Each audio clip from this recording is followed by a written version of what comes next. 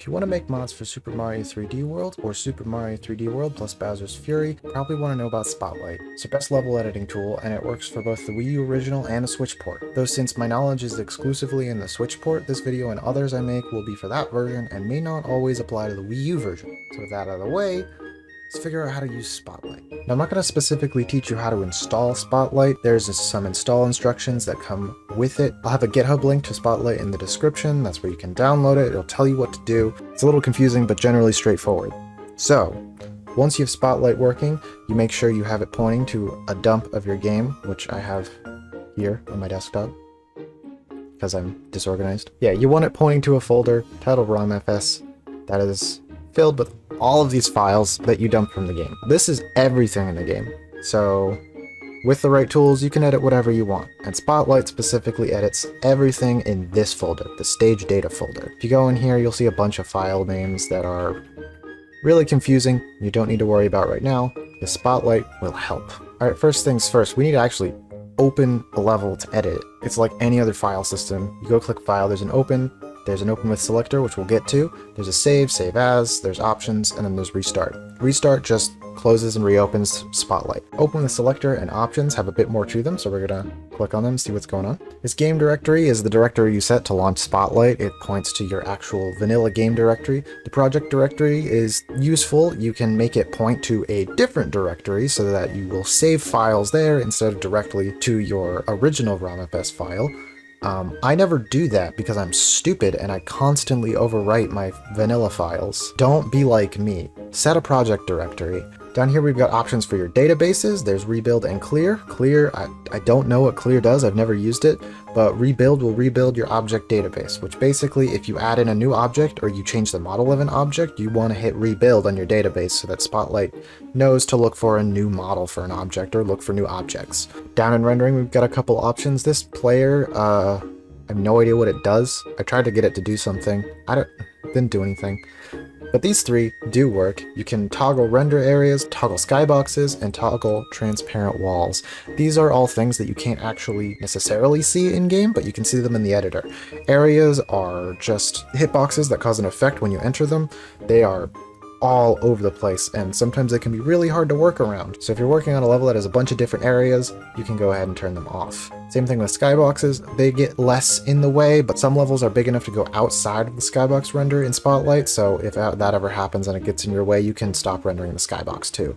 And finally, transparent walls. There's a bunch of levels where it doesn't actually have walls. It has transparent walls, which are the invisible walls in this game. Levels like Koopa Troopa Cave, when you go underground, if you go towards the camera, you don't fall off, but you also can't wall jump off of the wall.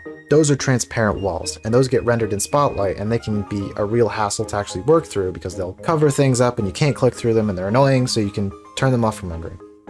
Loading and saving, you shouldn't need to deal with any of these. If your computer is particularly slow, you can select to not load textures. That should help loading and should help the actual processing load on your computer. This one right here, only load unique object IDs. That's something that I don't fully understand. All I know is that it does what it says, and if you have custom models, it'll help render them. And the rest of these options aren't super important. You can reset it. That'll basically just reset everything and you start from the beginning and you have to select your ROMFS file again. You don't need to click that. ID editing, you also probably don't need to click that unless you're dealing with camera work. So that's your settings. That still doesn't open a level. Why have we still not opened a level? How long is this video? We haven't opened a level. Okay, we need to open a level, but we can't just click the open button because then it opens the file system and who knows what any of these levels are. I don't know what any of these levels are. What is that? What is that? Who are you? Don't use open unless you're opening specifically from a different file. If you want to open the vanilla levels, you want to hit open with selector and that'll open a nice level select menu. Now, these aren't labeled the same way they're labeled in-game. They're labeled with a course ID and their internal name. For example, 1-1 Super Bell Hill is internally called Enter Cap Mario Stage and has a course ID of 1. And they're also organized into these categories. This is World 1, you've got World 2, World 3, etc., all the way up to World Crown. And then, of course, you've got your miscellaneous categories. These are just random maps that don't belong to any world. And then Bowser's Fury, every single map that's in Bowser's Fury. I'm planning on making a Google Doc that I will link to in the description when it's done, that will have every single level in the game listed out, what their category is, what their course ID is, and what their internal name is, so you guys can just search for whatever level you want. So let's just say I want to edit the first level, because you know, I'm a Super Mario 3D World modder. All we do is edit the first level. So here we are, Super Bell Hill. You can see it looks a little bit weird. There's a lot of things to process in here, and we're gonna get to them. First off, these lines in the sky, those are those areas I was talking about earlier. You can toggle those to render on and off. I'm gonna leave them on because I like having them on all the time, because I like to suffer. So now that we have a level open, let's understand all of the information that the level's giving us. Obviously here we've got our viewport display. This lets us navigate the level. We can drag our camera around with left click, we can use right click to turn the camera, we can zoom in and out and hold shift and zoom in and out faster. We can click on things to select them, select whatever we want, select this bird, delete this bird because fuck. Anyway, with all your selecting over here, you might have noticed some changes in this menu off to the left. So whenever you select something, some things happen. Let's just use this bird as an example, because it's a good example bird. So as you can see, when you select something in the viewport display, it also pops up in this window in the left. This is a list of basically every single object in the entire level, organized by hierarchy. These hierarchies are a little bit confusing, but you'll get the hang of them, especially because the only one you'll probably need to worry about is the hierarchy map object list. That's where every physical object in the level is. Sometimes you'll have to worry about common, linked. This is where things go when they're linked. We'll talk about links later though. And one more thing with this little area, you can go up here to zones. Zones are how this game splits up different parts of the levels. Some levels are only one zone, like Super Bell Hill. Some levels are multiple zones, like in Mount Beanpole. You've got the main level, and then you have the multiple sub-areas. Each sub-area is its own zone, as well as the main area being another zone. So here we are in Mount Beanpole. Like I said, there's a lot of different zones in this level. We go to the zone selector. You can see there's Climb Mountain Stage, AO Coin First Zone, Cloud Bonus Easy Zone. Alright, so as you can see here, I'm in one of the sub-areas with the green star and all the coin switches, and I click on something and it just selects the whole thing. That's because this is its own zone. You can't edit this zone unless you're in it. So if you're trying to edit a zone, make sure you're in that zone first. This is AO Coin First Zone. As you can see, once I swap to it, a bunch of stuff just appeared, and now I can select things individually and delete that green star, because no one likes green stars. I'm going to delete the P-switch too, and the pipe. I'm a master of level design. Anyway, so there's some zones for you. Now, right below that menu, it's going to be another menu. It's your selection menu. When you have something selected, it'll say whatever it is selected. I have selected a bird, and then it'll have some information on the object. It'll have its object ID. This is probably not important for you, but just so you know, in the level, it has a big, gigantic list of every single object in the entire level. It organizes them by number, and with those numbers, it associates all of the relevant values. So this is basically an internal thing for the level to recognize that this object is in the level and it's a bird. The layer, you don't need to worry about, but these three down here, you do need to worry about. These define what the object actually is. For example, this object is a bird. It also is the class bird, and it has no model. The class and the object are very commonly the same thing. Like this, you can see bird, bird. This bird is a bird, but sometimes they're not the same thing. For example, this bush is a bush, but if I go into the object name, I can click show all, and there's a different object in here called grass. If I swap to that, you can see it's turned into one of these little grass things. That is still defined as a bush in its class, but its object name is grass. Now on top of that is the model name. Sometimes objects will behave exactly the same as each other but have different models. For example, this bush acts like a bush, but what also acts like a bush is grass. But what also acts like a bush is the bush from Bowser's Fury, which doesn't have textures in Spotlight. But just believe me that this is the bush from Bowser's Fury. You can kind of see the ears. But they all behave like a bush, so they all inherit from the object bush. Basically, if you have a bush and you want it to not look like a bush, you can make it look like anything. Hold on. Now it looks like a flower. It's still a bush, but now it looks like a flower, but it still behaves like a bush. And you can do this with whatever you want. I can take the model for this Karibo and tell it to be a Karibo. Now it's a Goomba that behaves like a bush, and it will probably crash the game. But if you find combinations that don't crash the game, good for you. Now, there's also extra information down here. The position, rotation, scale, sometimes display position, and sometimes display name. The display name is always some random Japanese stuff. You don't need to know what it is. You're fine ignoring it. But the position, rotation, and scale are how you move the object about the level. Say I want to move this up, I can increase the Y position, which is the middle one. I want to move this left, so I can move it left on the X position, which is negative on the X, or positive on the X. I want to go right, and then I can go forward or back, and then I can turn it all sorts of wacky ways. I can make it spin. This bird's having a lot of fun right now, and I can make it do a Star Fox barrel roll. Ha ha ha, I'm so funny. Give me subscribers. And then of course there's scale. Scale's a bit wonky. Yeah.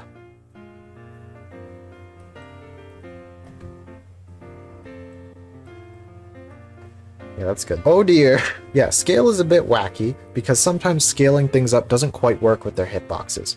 Birds don't have a hitbox. They just kind of fly away when you get near them, so this bird will just kind of chill and be big. But if I made this Goomba big, for example, now he's big. If I tried to go in game and stomp on him, he would still be small if I tried to jump on top of him. So not everything scales up properly, but some things do. So the best way to figure out if it scales up properly is to just scale it and then hop in game and see if its hitbox scaled with it. If it didn't, it doesn't scale. But as a general rule, things that do scale are usually things like brick blocks. These scale perfectly fine. You can scale them however you want. That will have a proper hitbox. And sometimes it's an interactable object like this tree. If I make this tree really tall, it doesn't make the hitbox taller. Unfortunately, it'll still have the same tree hitbox, just like the Goomba. It will not be mega tall, which sucks, but it's the price we have to pay for wonky Dr. Seuss trees. And finally, there are some extra values down here. For this question block, there are some properties. Some of these aren't going to be recognizable with their labels. Some of them are like checkboxes that say really weird things. Some of them are pretty obvious, like is snow cover. If you check that on, it'll have a little bit of snow on top of it. And some of the other ones are numbers or strings. And now these strings define very important aspects of the object. You need to make sure that these strings are right. And the best way to learn these strings is to just learn from the level. For example, if I wanted to make a different question block in this level, give you a super bell, I would want to make sure that I copy this exactly. I need it to say pop up front on item appear action and super bell an item type. And then it would give me a super bell in game whenever I hit it. Now, not all objects have the same properties. You might have noticed earlier when I selected the bird, it had one property using depth shadow that was selected, but this question block has far more properties because it does different things. The properties are defined by the object. So if I select this box, it's got some different things. You've got an item type in it. This Goomba has a few different properties other than the using depth shadow, but not a lot. These green stars have a way to dictate what number green star they are. That's green star ID. There's lots of things to mess around with in the properties, and I just very much recommend that you play around with these and learn what a lot of them do, because there are a bunch of them that are shared between objects, and there are a bunch of them that are using common objects, like in the green stars or in the cleared pipes or in the question blocks.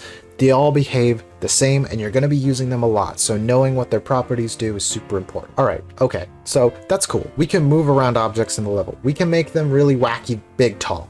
That's fun. That's really fun. That's actually really fun. I like that. This is the box god now. He overlooks everything. But what if you want to add something new? What if you want to add, I don't know, like Fury Bowser? Oh no! Well, you can do that, and the way you do that is pretty simple. By the way, don't put Fury Bowser in a level. 9 times out of 10, if you put an item from Bowser's Fury in a non-Bowser's Fury map, the game will crash. So I'm just gonna delete Fury Bowser over there. But what if we want to place something a little bit more normal? What if we just want to place a new bird? Well, we already know what the bird is called. It's called a bird, and yeah, we could copy paste it, but that's lame. What if there's not a bird in the level that we can copy paste? What if we want to put a bird in Fire Bros Fortress? Hold on. What if we want to put a bird in this Fire Bros Fortress? We can't do that. there's no birds here. We can't copy paste it. So we need to add a new bird. And the way we do that is we go up here into the edit section and we hit add object, or we hit shift A. And that'll bring up a big list of every single object in the entire game with a fancy little search function. There are a few subcategories here. There's objects, rails, and areas. You probably won't need to worry about areas unless you're trying to add water, and you probably won't need to worry about rails unless you're trying to dictate where enemies move, but that's a little bit more advanced. Right now we're just placing a bird. So we want to go into objects, and in objects, we already know what it's called. So this search is searching the class, because down here we have the object name and the model name. Those are separate. Right now we're just searching the class of bird. So we put in here bird, and there it goes, bird. So down here it's kind of auto-filled a few things for us. It says object name bird, which is correct, that's what we want, and model name none, because the bird only has one model. If the model is blank, it uses the one and only model that the object has. And then we got two more options here. We can hit select to quick favorites. If we hit quick favorites, it'll put it down here into this little hotbar right beneath the viewport, or if we hit select, nothing will happen, because we actually need to click on the level and then it will place our object. Same thing with this favorites bar. If you click on it and then you click again, there's our bird directly from our favorites bar. So if you're placing things very frequently, like you want to place like just too many birds, this is the best way to do that. So that is how you place an object. Now, there are a few other miscellaneous things. When you select an object, if you hold shift and then select another object, it will select both objects. So if you want to move around this gigantic flock of birds all at once, you click all of them, and then we can move them around. We can spin them. Aren't they just having a fun time? But there's a few more things we can do when we've got objects selected. For example, we can obviously do all of these things in the edit menu. We can undo, redo, copy, paste, duplicate, delete. Those are standard. We've also got this move selection too. Now, this is more advanced. This has to do with links, but if you have an object that you've placed in the level that isn't showing up when you run the game, the best solution is to just select it and then go to move selection to and then click appropriate lists, because items need to be in the right hierarchy in this little window over here in order to show up properly in the level, and if they're not, they won't show up. So that's the first fix if you can't get something to show up in the level. But it also has uses in links, which I know I've been teasing it the whole time, but let's get to the links. Links are the more advanced section of objects. It's connecting objects with each other. Makes sense, right? It's a link. Now over here, we've got a nice hammer bro, as well as like a strange little placeholder block, and if we select this block, we can see a nice little blue line between the hammer bro and the block. That means they're linked. Now if we want to edit links and we want to see links, we have to go up here to our mode and click edit links, or we can hit Control-Alt-L. Now we can see all the links in the level, and you can see all these gray lines just appeared, and those are all links. You can see that there's like a bunch of objects connected to these clear pipes. There's a bunch of lines connected to these squares right here. These are lava bubbles, but they're not rendering right. And of course, we've got our blue line between the fire bro and the box. Now, when we click on this link, we see what the connection is called down here in our selector. Now, whenever you're selecting a link, this is the only thing you're gonna see, is the name of the connection and a button that says reverse connection. These are both important because the name of the connection dictates what it does, and reverse connection is, reversing the connection. So if I wanted this side to be green and this side to be red, I would click reverse connection. But I don't want that, because which side is green and red is super important. Now, the thing about links, the reason they're so hard to work with is because they're almost always on a case-by-case basis. There are some general things that you can pick up on, but most of the time, you will have to look at example situations of how links are set up to know how to use them. So, if you want to know how to use a fire bro, I'm about to explain links using this fire bro. This fire bro, if we go back into edit objects, and scroll all the way down right beneath its properties, it lists all of its links. Now it has a key move next link and a switch start link. And if we click on these, it'll open up a new window up in the top left that lists what it's linked to. And it can be linked to multiple things that all have the same link name, and then they'll all show up in this list. But right now it's only linked to this one bros move point. Now from that name, you might already get what it does. This is a point where the fire bro can jump to. You know when the bros just kind of jump around while they're throwing stuff at you? This is how they do it. They have specifically defined spots that they can jump to that they are linked to. So let's go back into the Firebro here. He has this link, key move next. Now if you want to know what direction the link needs to be in, which side needs to be green and which side needs to be red, you can find that out by seeing if there is a parentheses beside this link. So the link on the Firebro doesn't have a parentheses, but the link on the Bro's move point does. It's under a new category called link destinations because it's at the end of the link. Green is the start of a link, red is the end. So this Bro's move point must be at the end of a link and the Bro must be at the beginning of a link. Now if this is all a little bit weird, I'm just gonna set up another Bro right in front of you so you can see how these things just connect. So I'm going to go back into edit objects. If you want to place anything, you can't do it while you're editing links. So always make sure that when you're about to place an object that you get out of editing linked mode and into edit objects mode. So I'm going to add objects. I'm going to add a Firebro, which is called a Firebros. I'm going to put him here. There he is. Nice T-pose, asserting everything. I'm going to make him a little taller than his friend because, you know, we make things taller here, that's my job. And then, since we want him to move somewhere, we're gonna add another object. We already know what it's called a Bro's move point, so we're gonna search for that. There it is, a Bro's move point. And we're gonna place that into the level 2. Now, here's how you link things. You go into mode, edit links, once more, and then you hold control. You're now placing a link. Keep control held this entire time. You want to left click on the Firebro, that starts the link.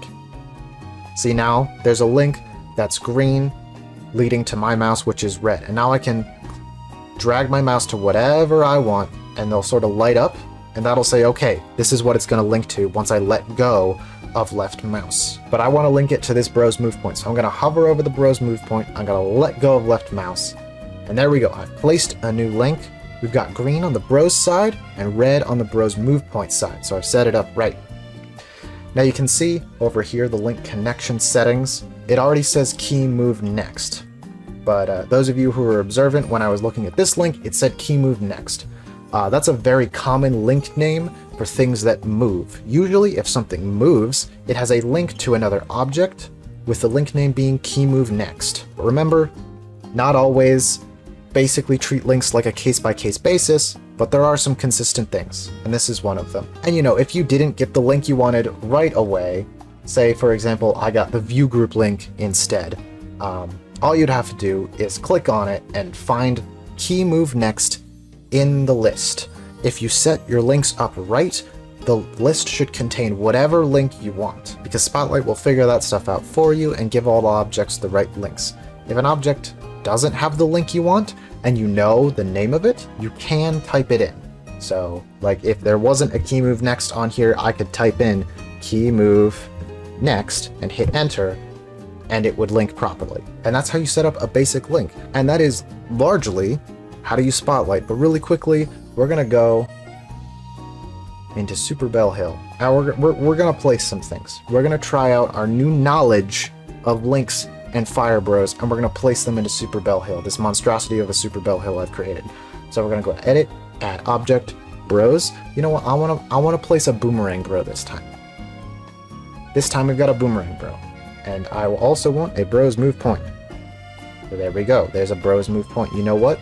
I want more than one.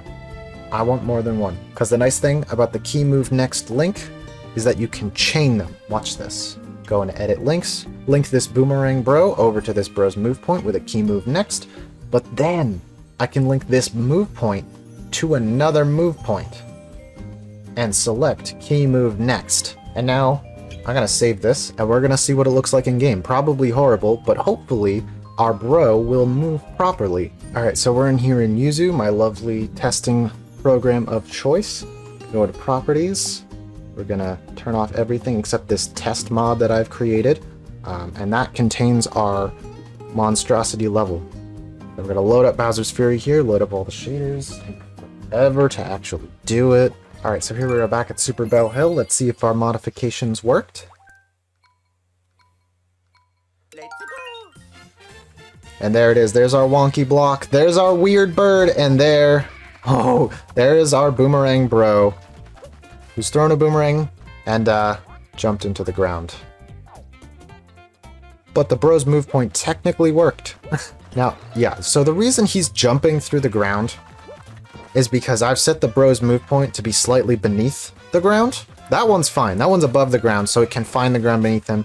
But, if it can't find any ground beneath him, it'll go all the way down, as far down as it can go, until it finds ground for him to jump on.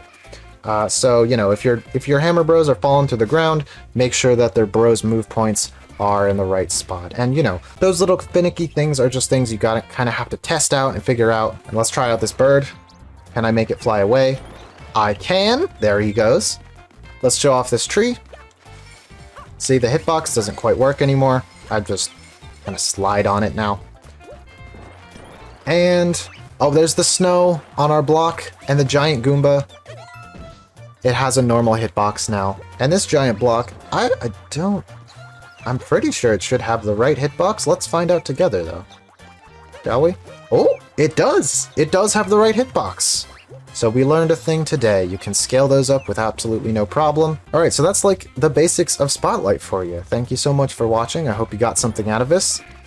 If you have a question on how to do something in your mods, leave it in a comment. I will make a tutorial video about anything I can think of. But any questions that you guys have, I will prioritize. Okay, that was rude. Yeah, I've already got a few questions already that I can go through, like adding custom music, adding custom models, or even just how to use the tools in general. So I hope to teach you guys more of how to mod in the future, because this game is really fun to mod, and I want it to be more accessible to everybody. So have a lovely day, and go out there and just make some really gigantic birds for me, man.